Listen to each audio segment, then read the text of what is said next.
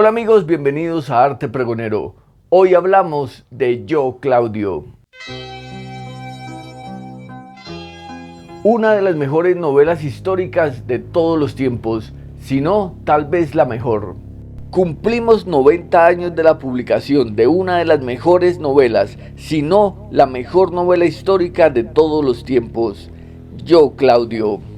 No podemos negar que el Imperio Romano es la civilización que más se roba nuestras miradas y la más admirada, rechazada, odiada y amada de todos los tiempos y de todos cuantos imperios han tenido el mundo.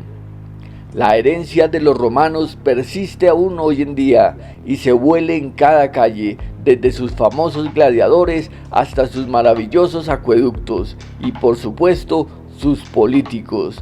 Los seres más legendarios de la política, escandalosos, corruptos, degenerados y precursores de cuentos que ya se han visto en todo el mundo.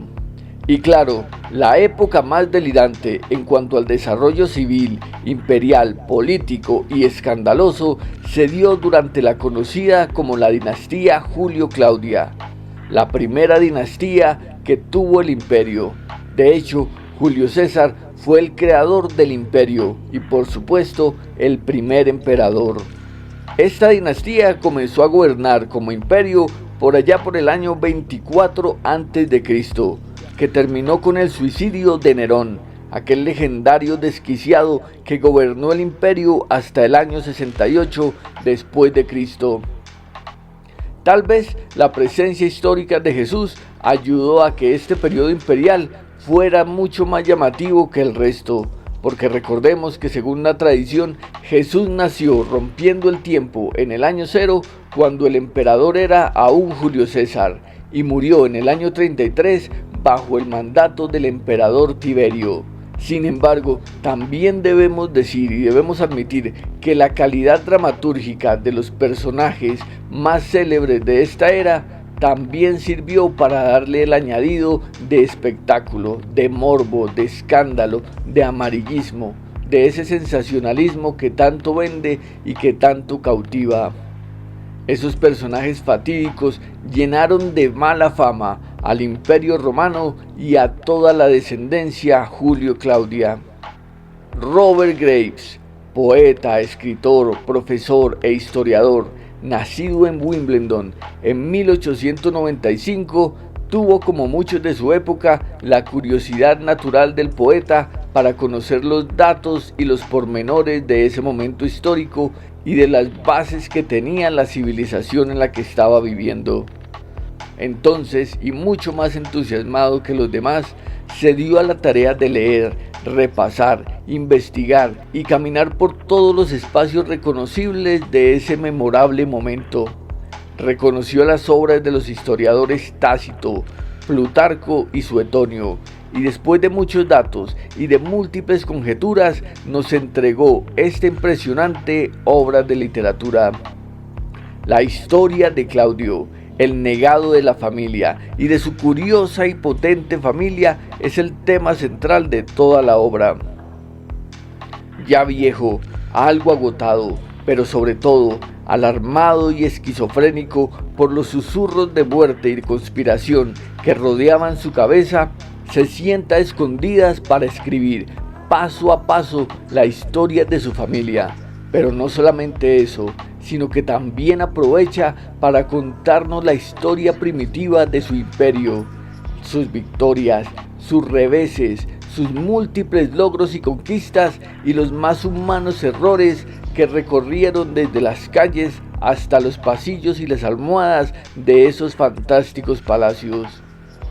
Claudio, el enfermo, el tartamudo, el nervioso, el jorobado, el menos capaz de conquistar algo, fue el único de la familia en lograr superar las conspiraciones y en el momento menos esperado ascender al trono y durar 13 años gobernando con la sabiduría y la fuerza que ningún otro de sus antecesores tuvo. Pero el tiempo se acaba, Los conspiradores acechan y Claudio escribe rápido, o mejor, transcribe sus memorias, el testamento del poder, de la corrupción, de los murmullos de los que fue testigo y de las muertes que se planearon para combatir esos rumores. Así nos cuenta la historia del noble Julio César, el conquistador, el guerrero, el temible que expandió no solo las fronteras del imperio, sino también las de su propia familia, que a pesar de su heroísmo terminó siendo asesinado por los propios amigos que alguna vez lo alabaron y lo siguieron. La era de Tiberio, el menos escandaloso, el menos alterado, pero el más peligroso, capaz de saltar sobre su enemigo en el momento necesario y oportuno para sus intereses. Todo esto rodeado de un ambiente cada vez más contaminado, cada vez más sombrío y oscuro, en donde ninguna mirada era sincera, sino que todo el poder se reflejaba en la sombra detrás de cada cabeza. Un imperio cada vez más oscuro, lleno de contradicciones, con un pueblo necesitado y un montón de promesas imposibles de cumplir, con unas bocas asquerosas que hablaban al oído para acusar al otro y para sentenciarlo a la condena más grande. Y de repente Claudio nos cuenta cómo el vasto imperio glorioso se va transformando en la más cruel de las pesadillas, y cuando todo parecía el delirio del loco más loco, a la corona llega Calígula, primero impulsado por el poder oculto de su madre y luego desquiciado por tanto poder a su cargo. Con Calígula se llega a la cúspide de las perversiones. El emperador paranoico, excesivo, egocéntrico, comete todo tipo de crímenes y todo tipo de excesos, que incluyen desde casarse con su hermana a mandar asesinar a su madre y atacar con espada y sangre los valores más sublimes de su imperio. No hay otro remedio, debe morir antes de que acabe con todo lo que le pertenece a la familia. Y luego de eso, antes de cometer otra tortura más grande, casi de inmediato se nombra a Claudio, el dueño de todos los defectos y de todos los buenos golpes de suerte, con excepciones, claro, como la escandalosa presencia de su esposa Mesalina, la ninfómana más hábil y cruel que la historia ha conocido. Enorme novela de Robert Graves, con un contexto histórico tan investigado que uno cree estar viviendo en carne viva cada uno de los extraños días de esa Roma. Una novela a la que Graves logró llenar de dramáticos giros para mostrarnos lo más cerca posible los delirios del poder, los defectos de la realeza, la ambición desmedida, la dura cara de las sonrisas postizas y la despreciable postura interesada de los políticos. Esos hombres que piensan que ellos están por encima de cualquier interés común. Por desgracia, en Yo Claudio encontramos una radiografía de nuestra pobre era.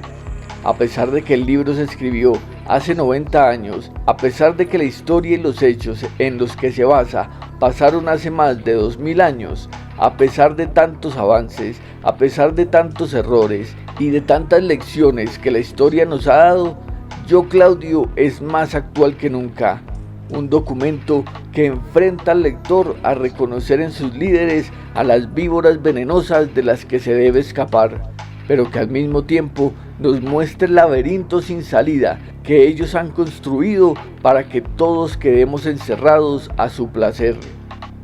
La novela debería ser de obligatoria lectura para entender qué están dispuestos a hacer los hombres de poder para devorarse a sí mismos. Aunque hay que ser justos y decir que la novela no solamente señala a los hombres, sino que también las mujeres aquí tienen un papel protagónico impresionante, moviendo sus cuerpos al compás de las danzas macabras, coqueteando con la muerte y burlándose de ella, mirando de frente a la justicia y violándola hasta hacerla sangrar. Una postura que podría llegar a ser hoy muy escandalosa, pero que en la novela refleja el verdadero poder detrás del poder. Una obra dura, severa, un poco dolorosa, pero muy real, muy veraz y muy cercana. Tan cercana que uno siente la conspiración y las lágrimas de sangre en cada una de sus páginas. Sin duda, una de las mejores novelas de la historia. Esta novela tiene una segunda parte, llamada Claudio el Dios y su esposa Mesalina, publicada tan solo un año después de esta Yo Claudio. Nos gustaría que nos dejaran en los comentarios qué opinan de esta novela, si ya pudieron leerla o si tienen muchas ganas de acercarse a la obra de Robert Graves. Por desgracia, la novela parece todo un documental sobre la política actual y sobre cómo los políticos, en medio de sus placeres y en medio de sus delitos, se olvidan del pueblo. Una novela súper interesante, una obra literaria de primer nivel. Y cómo no, la obra de Robert Graves vale la pena ser pregonada. Gracias por ver el video, por darle me gusta, por comentar, por suscribirse y nos vemos en el próximo video. Comente, comparta y suscríbase. Suscríbase.